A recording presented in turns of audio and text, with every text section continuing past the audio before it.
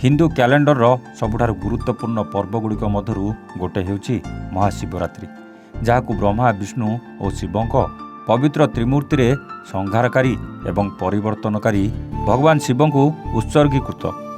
यही पर्व भगवान शिव एवं देवी शक्तिर एकत्रीकरण को प्रतीक करे, जहा दिव्य पुरुष और नारी शक्तिर मिलन को प्रतिनिधित्व करे।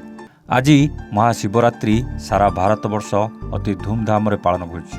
या भितरु आम ओडिशा भद्रक जिलार प्रसिद्ध आरड़ी पीठ, जहाँ इतिहास कहे 350 वर्ष एही पीठरे बाबा आखंडलमणि जागर यात्रा अति धूमधाम रे पालन होइछि।